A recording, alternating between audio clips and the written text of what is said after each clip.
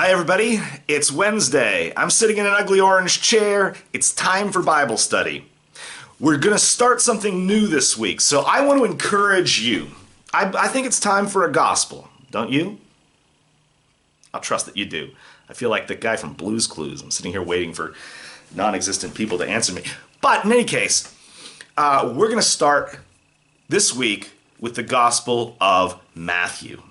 Now we'll talk more this evening.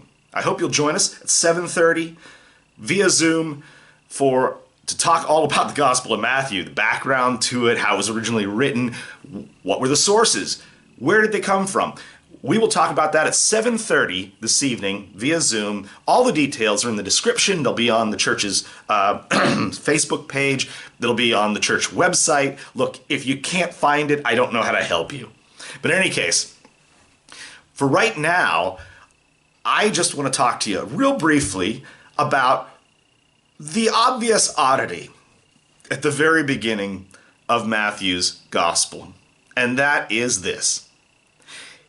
In attempting to tell the story of the life and earthly ministry of Jesus Christ, Matthew begins not as Mark or John do with Jesus' baptism in the beginning of his public ministry, nor does he start the way Luke does with the circumstances of the conception and birth of John the Baptist, the conception of Jesus. Matthew starts with genealogy. Now, genealogy is one of these subjects that is of endless fascination when it's about your own family and usually of no interest whatsoever when it's about somebody else's. Except in this case, because this is actually really important. Clearly, Matthew believed it sufficiently important that he begins his gospel, which incidentally is a very Jewish gospel, Jewish background gospel, in a very Jewish fashion with a genealogy. This genealogy that traces the descent of Jesus Christ from Abraham. Now, I say it's important in a Jewish context, genealogy. Why? Well, there are a few reasons. Real quickly. The first is that genealogy was a way to establish a person's heritage. Now, by heritage, I don't mean legal rights or anything. That comes in a minute. I mean, and I don't mean ethnicity, and I don't mean race, which really wasn't a concept in the first century. And you can see why it's not ethnic here, because look who's in this genealogy. Look who shows up. In verse 5 alone, you have both Rahab, who was a Canaanite from Jericho, and you have Ruth, who was a Moabite. And they're all in the line here of descent. And incidentally, that's important too. The fact that they're women is really unusual in ancient genealogies, but they're important. The second purpose for a genealogy might be to clear up matters of inheritance. And this is especially important in a Jewish context, because in a Jewish context, the property in the land of Israel, right, was given by God to tribes and to clans, and within them to families. The land was tied to the family in a way that just doesn't exist for modern people. And if you want to see the importance of this, go and read the book of Ruth, right? And Ruth is all about, hey, Naomi's husband has died. Now there is property, the ownership of which is not clear, and to which Boaz has a legal claim based on his heritage, right? Based on his genealogy.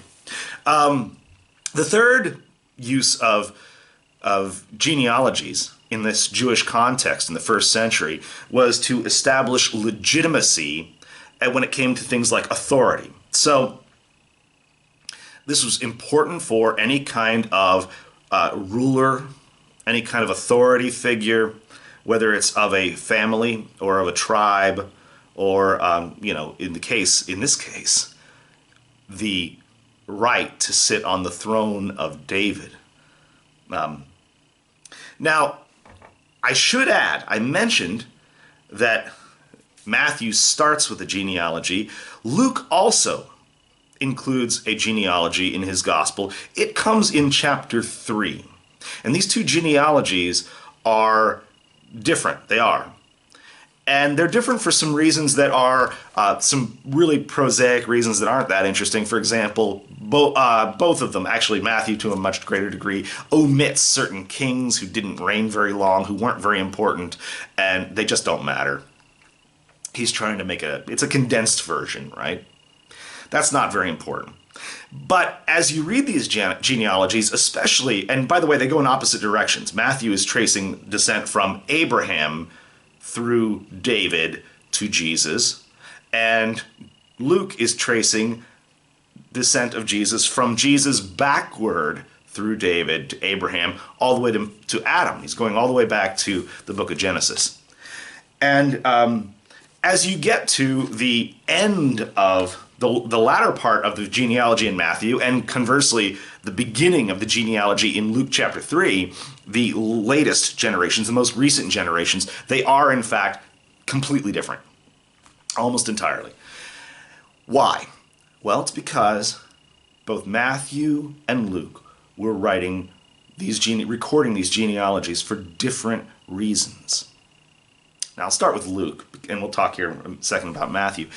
Luke, in tracing Jesus' descent backward through all the way to Adam, he's tracing Jesus' biological descent. Now, why would he have to trace Jesus' biological descent back to Adam? And by the way, it's generally understood that Luke's genealogy is tracing Jesus' biological descent through the line of Mary, his biological mother, right?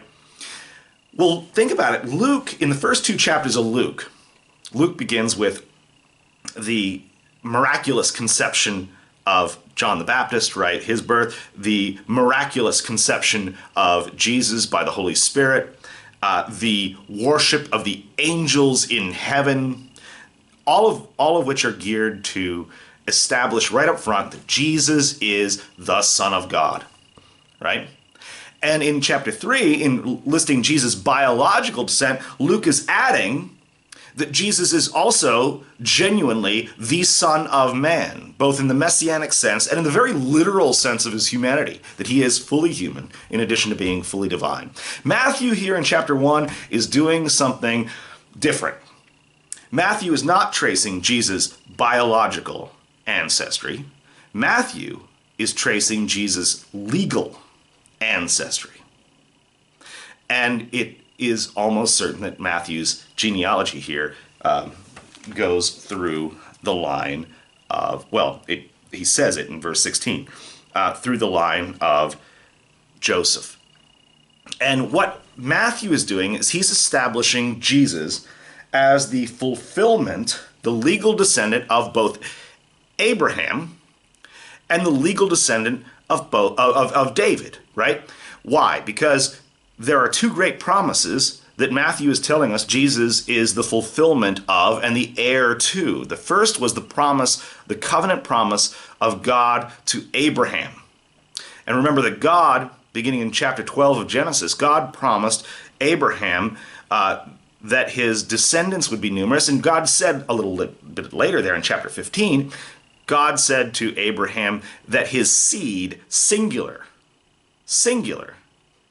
his seed, his offspring, would be a blessing to the world and that all nations would be blessed through him. And this is establishing that Jesus is the fulfillment. He is the seed of Abraham through whom all nations of earth will be blessed. He's also establishing here that Jesus is legally the son of David, that he is, remember that in 2 Samuel chapter 7, God made a promise, a covenantal promise to David, that he would never lack a man to sit on the throne of Israel. That he would never lack a son to sit on the throne of Israel. And that's a hard promise because for hundreds of years there was no son of David sitting on the throne of Israel. And Jesus is going to be that son of David sitting eternally on the true throne of the true Israel. And that's what Matthew's trying to establish here. And also, he's the heir of the kingdom that was promised through the prophets, for example, Isaiah chapter 9 and 11. So, this is important. Yes, it's a list of names. Some of the names are really interesting in their own right. We can talk about that tonight. But I just want to point out to you, that's all I wanted to do right now, is point out to you that there is a really genuinely, within its own context, important reason that Matthew begins, as he does here, with the legal descent, the legal inheritance of Jesus, his legitimacy as the heir of the throne of David and the promises that God made to Abraham. Go read Matthew 1 if you haven't done it yet, and hope to see you tonight.